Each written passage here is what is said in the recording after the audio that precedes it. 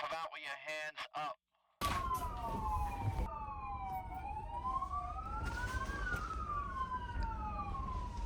But over the panic in my head from the sirens, one question quieted my mind. Why do I do this?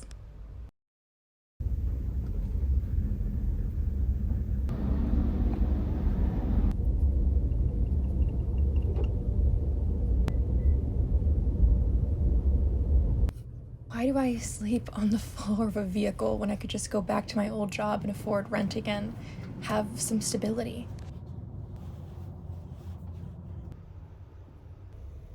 Why am I always living on the edge, worrying I won't have enough power to last the day, or driving to a coffee shop just to use my laptop?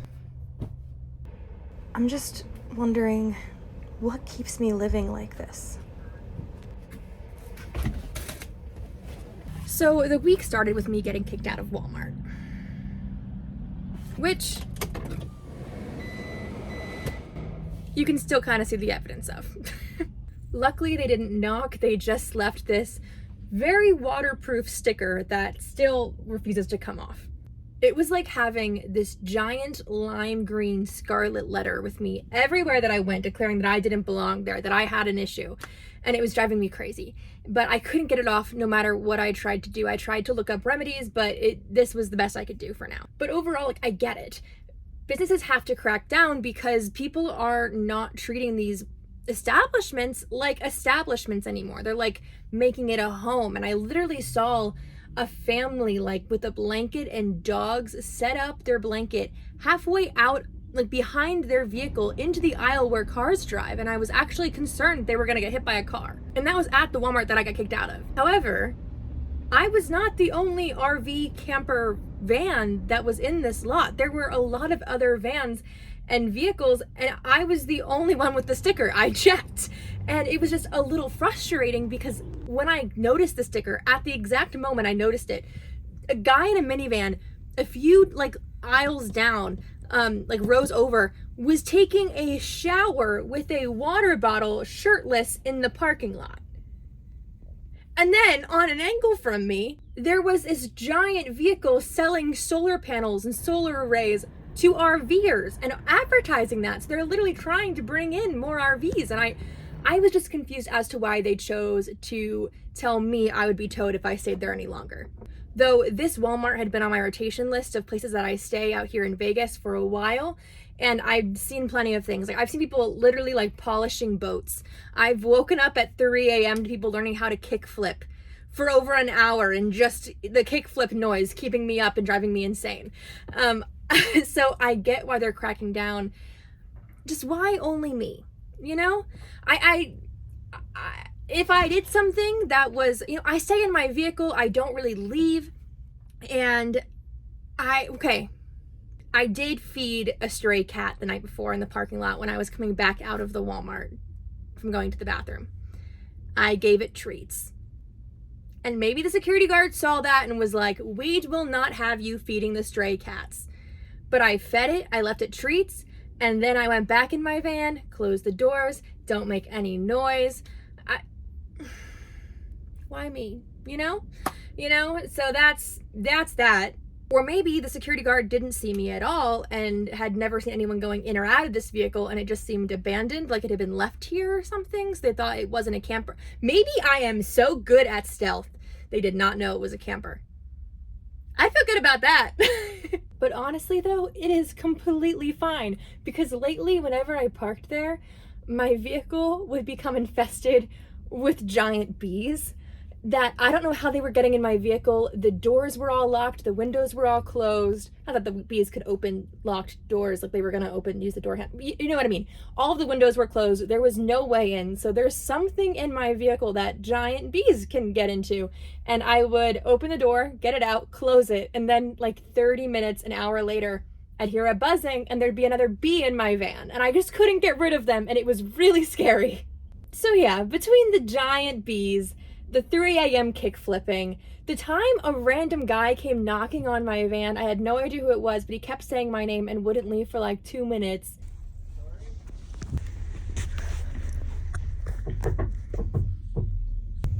Sorry, if you can hear me. I'm okay with taking that Walmart out of my rotation. Like, no problem. And if you're going to comment that they wanted to kick me out because I had been there numerous different times over numerous months, there was a carver that stayed there like every single night. Like I was not the only one who stayed there repeatedly, and there's no overnight parking signs. And if you're going to comment that I should stop sleeping in cities and be in nature more, every time it rains, all of the desert here becomes a risk zone. And it's been raining quite a bit, which means van building has been very slow. And I tried to push it one day and got stuck again for the second time in like a month. I really want to just go home and build my parents' driveway again, not gonna lie to you. And personally, I actually just think city camping is safer. Crazy enough. I know most people will not agree with that, but I feel safer. Plus, I grew up in cities. Maybe things are less likely to happen out in nature, but at least in the city there are witnesses and public cameras, and I mean at least someone there to hear me scream if I lose the fight. So that's why in all these years I have not ever camped in nature alone. Also, I just prefer the city more. There's more weird, random things to explore. Who needs max tracks when you've got lightsaber boxes, alright? So I don't know what it was. So yeah, I think we have you caught up now. That was my time living here in Vegas leading up to the cop incident. Just crazy mess after crazy mess. Never really anything too bad, thankfully, just the little things start to add up, you know, and the whys start swimming around my head.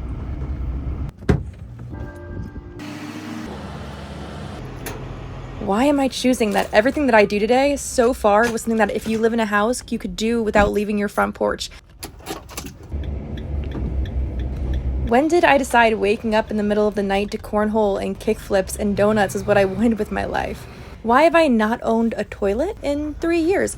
And when did I start seeing so many Walmarts that I automatically mentally rate and analyze them?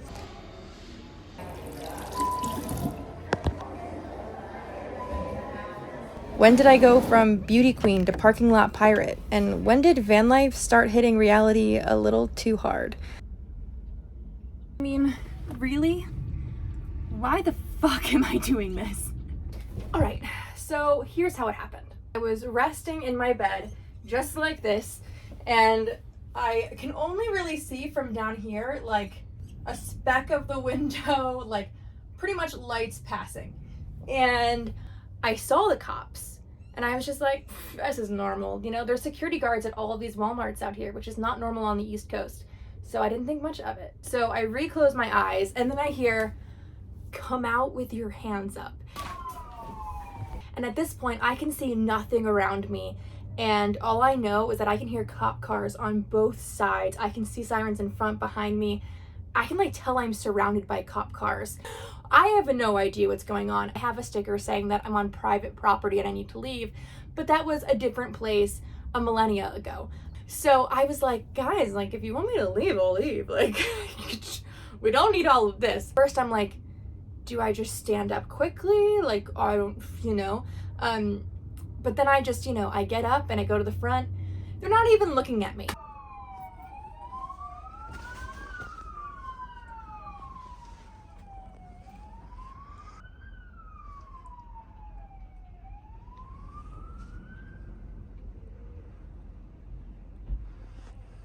I'm just in the middle of all of it. I'm surrounded by like 10 cop cars.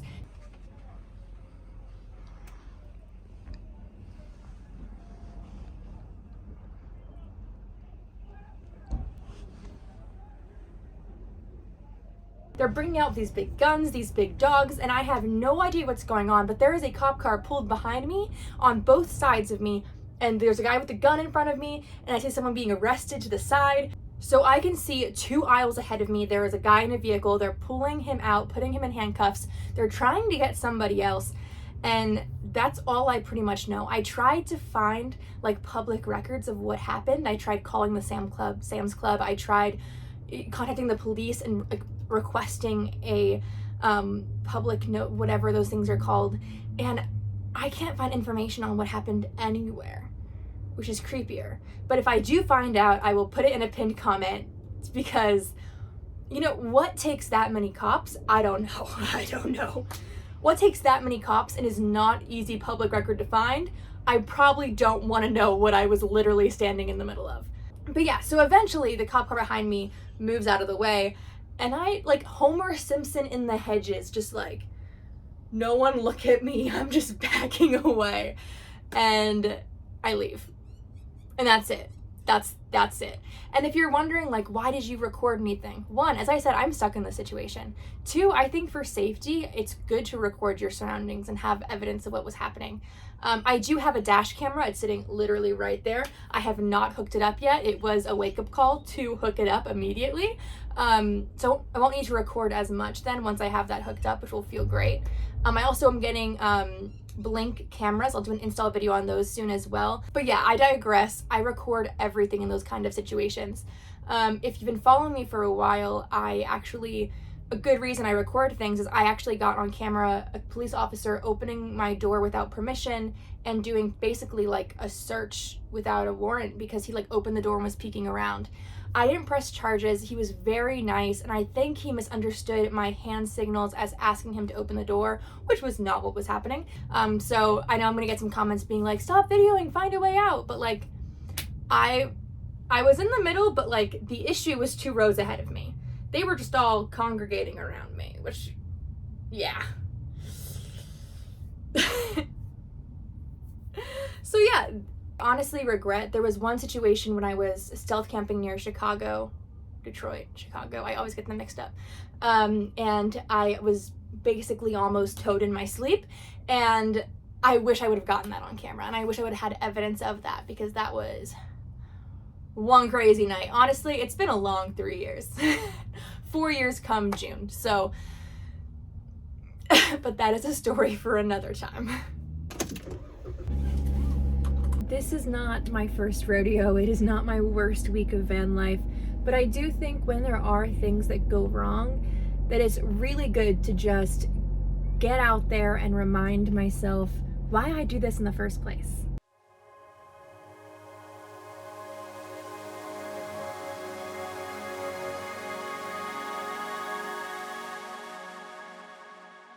You're caught up in nothing, wasting your time, ain't chasing stars. You live in the moment, carried away from who you are. You're caught up in nothing, wasting your time, ain't chasing stars. You live in the moment, carried away. In my excitement, I stepped on a turd. Oh no. I stepped on a turd. Oh God, it smells so bad. Ugh. Look at my... But look at that. There it is. The answer to all of my whys, the reason I live in a van. I mean, yeah, sure, I love adventure and traveling and getting to live in a new city every month, but being able to make videos for a living because I don't have to worry about the price of rent or housing, so I can afford to live creatively instead of had a job that makes me miserable, is worth all of that and more to me. Not feeling limited by a lease or maxed out vacation days, but being able to go where my heart leads me will always make every trial and tribulation worth it. So no, I don't live in a van to travel per se. I live in a van because it's an avenue to freedom from feeling like a slave to my own bank account and being able to, as cheesy as it sounds, follow my dreams.